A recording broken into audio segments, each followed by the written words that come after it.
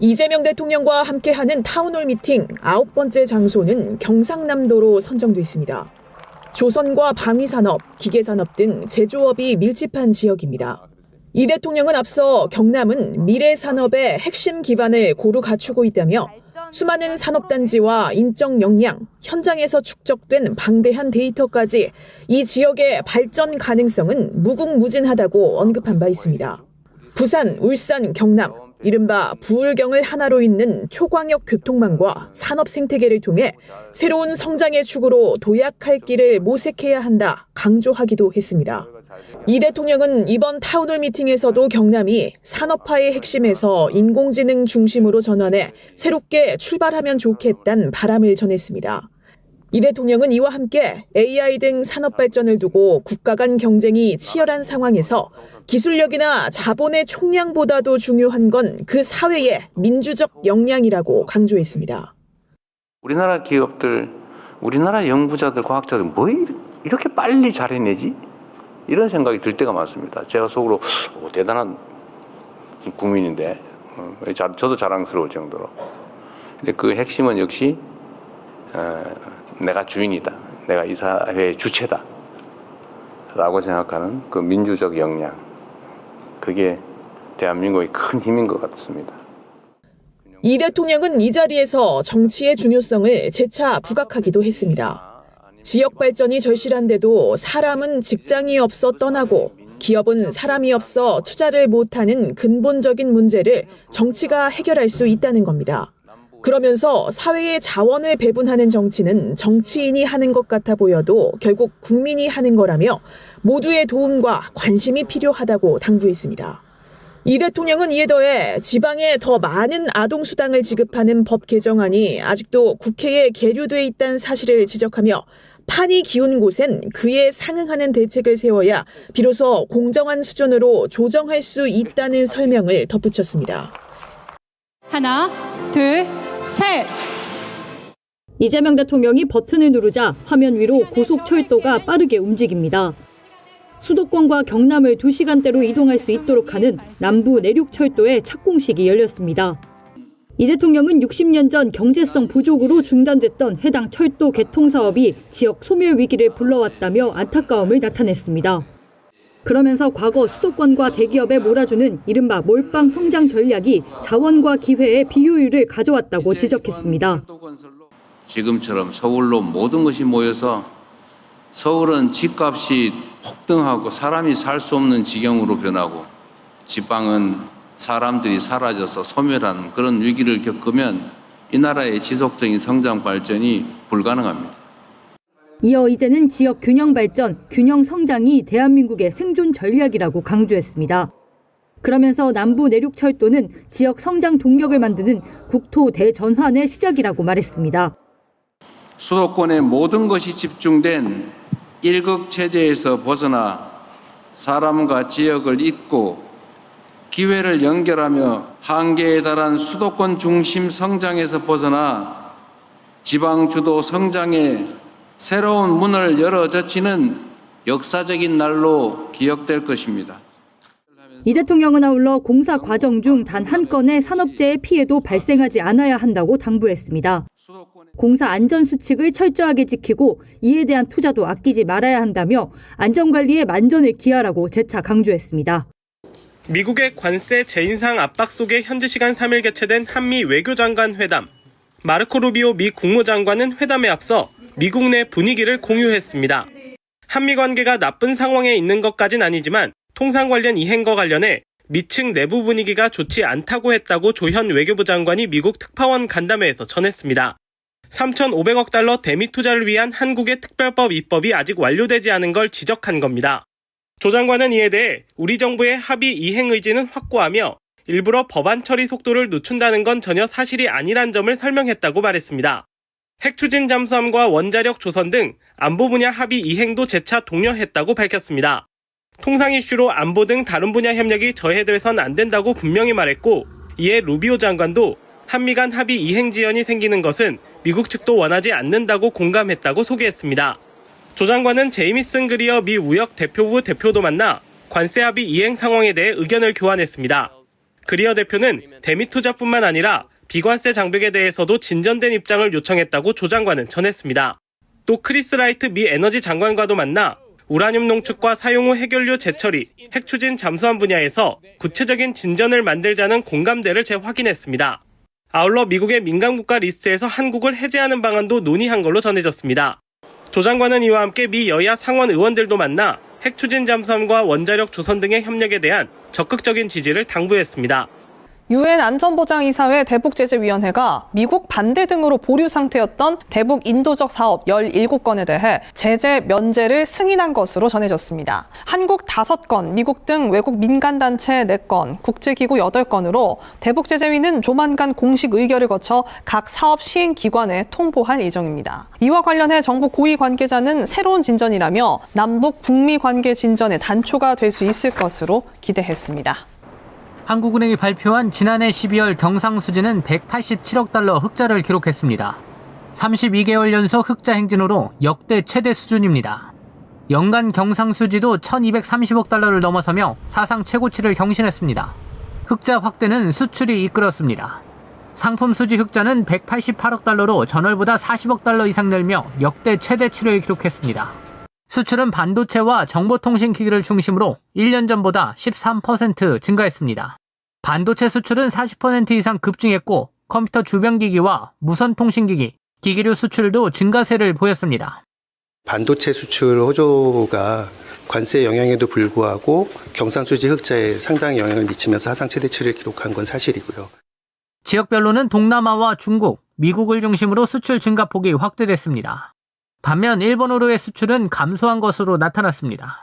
수입은 에너지 가격 하락으로 원자재 수입이 줄었지만 승용차와 금을 중심으로 한 소비재 수입이 늘며 소폭 증가했습니다. 서비스 수지는 여행 수지 적자 영향으로 30억 달러가 넘는 적자를 기록했습니다. 특히 배당 소득을 중심으로 한 본원 소득 수지는 40억 달러대 흑자를 나타내며 경상 수지를 떠받쳤습니다. 금융계정에서는 내국인의 해외 투자와 외국인의 국내 채권 투자가 늘면서 순자산 증가폭도 크게 확대됐습니다. 한국은행은 수출 회복 흐름이 이어지면서 경상수지 개선세가 당분간 지속될 것으로 기대했습니다. 첫 번째 청년정책 관계장관 회의를 주재한 김민석 국무총리. 김 총리는 청년 관련 현안을 심도 있게 논의하는 청년 문제 해결 플랫폼이 새롭게 만들어졌다는 점에서 의미가 있다고 언급했습니다. 정부의 모든 부처에 청년 관련한 사안들이 있는데 한 번도 우리가 그걸 종합적으로 본 적이 없지 않는가. 회의에서는 쉬는 청년 지원 강화 방안이 논의됐습니다. 고용노동부의 일자리 첫걸음 보장센터 10곳을 중심으로 미취업 청년을 발굴, 지원합니다. 공공기관 신규 채용도 지난해보다 4,000명 더 늘리기로 했습니다. 청년 인턴은 3,000명 늘어난 24,000명으로 확대됩니다. AI 인재 양성과 교육 훈련 확대도 회의 안건으로 다뤄졌습니다. 지역 거점 국립대를 지역 AI 교육, 연구 거점으로 육성하고 첨단 분야 인재 양성 부트캠프를 확대합니다. AI 중심 대학 10곳도 선정해 연간 30억을 지원하고 이공계 박사 우수 장학금을 신설합니다. 청년 주거와 생활 안정 대책도 강화됩니다. 정부는 2030년까지 공적 임대, 분양주택 40만 호 이상을 청년에게 공급할 계획입니다. 월세 지원과 전세 사기 예방 컨설팅도 확대합니다. 한시적으로 운영되던 청년 월세 지원 사업을 계속 사업으로 전환합니다. 향후 5년간 수혜 대상을 43만 명 이상으로 확대할 예정입니다. 청년들이 목돈을 효과적으로 마련할 수 있도록 청년 미래적금을 출시하고 금리 4.5% 수준의 미소금융 청년 대출도 새롭게 도입됩니다. 취업을 준비하는 고졸 청년 대상으론 햇살론 금리 인하를 추진할 예정입니다. 이 밖에도 이번 회의에선 청년의 각종 위원회 참여 확대를 위해 각 기관 정보위원회의 청년위원 의무 위촉 비율을 현행 10%에서 20%로 상향하는 방안이 논의됐습니다. 한편 청년정책 관계장관 회의는 분기별로 개최될 예정입니다. 하루에도 수십 차례 걸려오는 불법 추심 전화부터 가족과 지인에게까지 이어지는 폭언과 협박까지 피해자들은 폭력적인 추심 끝에 신고해도 상황이 크게 달라지지 않았다고 말합니다. 피해자 보호와 구제 수단이 기관별로 흩어져 있어 대응하기 어렵기 때문입니다. 피해자 생존과 정의 사이에서 선택을 강요받지 않도록 국가가 먼저 손을 내미는 지원 체계로 정의가 바로 서기를 간절히 바랍니다. 다음 달부터 피해자의 신고 한 번으로 피해 구제를 위한 모든 정부 서비스가 연계되는 길이 열립니다. 정부는 불법 사금융 근절을 위한 범정부 태스크포스 회의를 열고 원스톱 지원 체계 운영을 위한 관계기관 협약을 체결했습니다. 금감원에 피해 신고서가 접수되면 피해자가 추가 신청을 하지 않더라도 경찰 수사 의뢰와 채무자 대리인 선임, 추심 중단 경고 등 모든 절차가 통합 요청됩니다. 국가가 불법 사금융 범죄 수익을 몰수해 피해자에게 직접 돌려줄 수 있도록 하는 법적 근거도 마련됩니다. 정부는 지난해 11월 발의된 부패재산 몰수법의 신속한 국회 통과에 노력하기로 했습니다. 불법 사금융을 선택하는 악순환의 고리를 끊기 위한 금융 지원도 확대합니다. 취약계층이 제도권 금융을 통해 낮은 금리로 필요한 자금을 이용할 수 있도록 정책 서민 금융을 대폭 보완하겠습니다.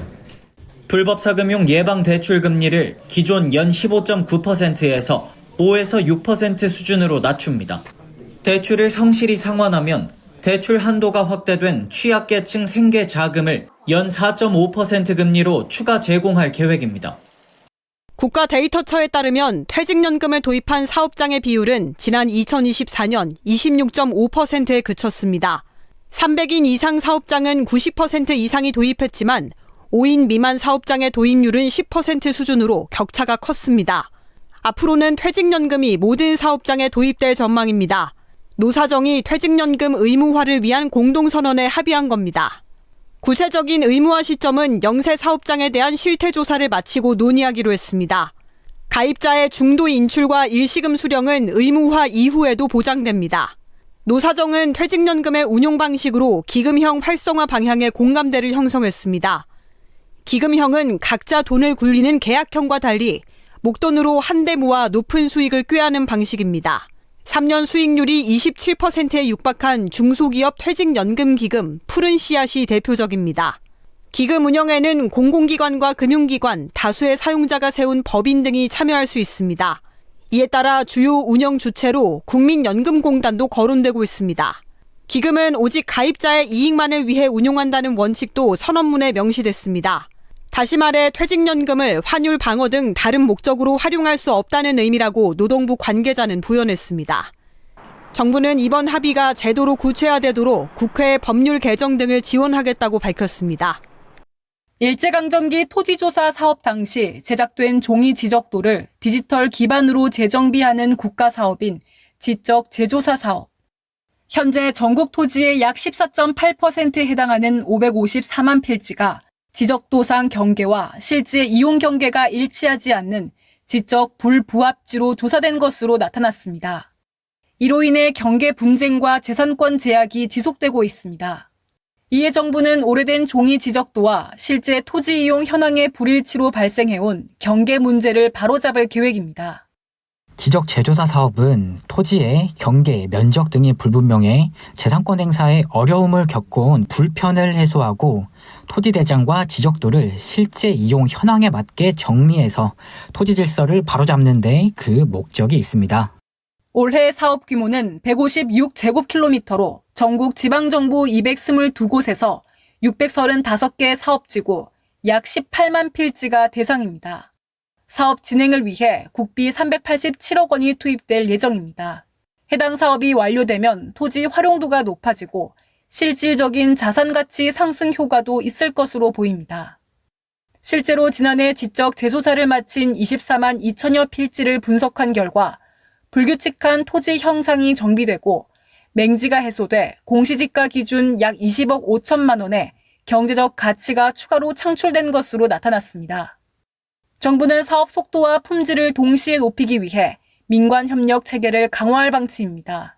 참여를 신청한 127곳의 민간 지적 측량업체 가운데 96개 업체가 선정됐으며 이들 업체는 현장 경험과 기술력을 활용해 사업 수행을 맡게 됩니다. 한국국토정보공사는 경계 조정 등 핵심 공정을 담당해 공정성과 신뢰성을 확보할 계획입니다. 아울러 원활한 지적 재조사를 위해 조사 대상 지역에서는 지자체 주관으로 주민 설명회가 열릴 예정입니다. 앞으로는 구급차 안에서 구급대원 혼자 환자를 대응해야 하는 일이 사라집니다. 정부가 구급차 운영의 안전성을 높이기 위해 인력 기준을 강화하는 관련 법령 개정안을 입법 예고했습니다. 개정안에 따르면 비응급 환자를 이송할 때도 앞으로는 응급구조사 1명을 포함해 반드시 최소 2명 이상이 타야 합니다.